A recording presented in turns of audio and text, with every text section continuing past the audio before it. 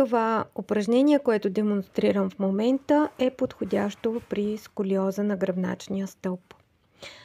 Правят се повече повторения на тази страна, на която е по-трудно. Композираме тялото.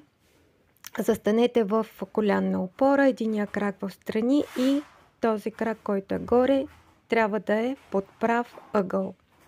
Следите коляното с стъпалото да са в една линия, таза да гледа напред. И започваме. Поставете ръката до земята и разкрийте гръдния кош.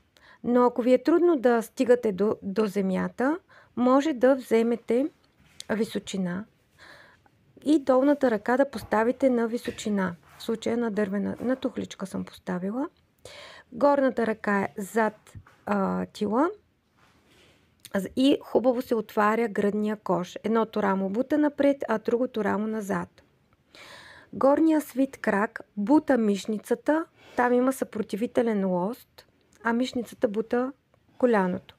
И се започвате движението, като лаката отива към долната ръка.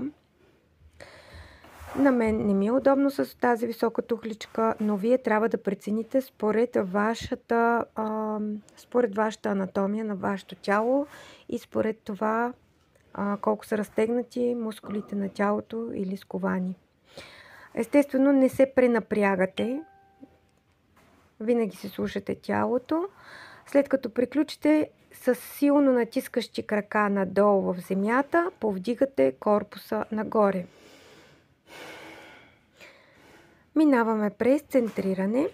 Вдишвате, издишвате, колената събирате заедно, натискате колената в земята, изпъвате ръцете надолу, а върха на главата изтегляте нагоре. Да се получи хубаво изтегляне и издължаване на целия гръбначен стълб. Същото ще направите и в другата страна, като отново напомням, че правите повече повторения на тази страна, в която ви е по-трудно. Отново композирате цялото тяло и вземате всичко, което обясних до тук. Правите отново на другата страна и успех!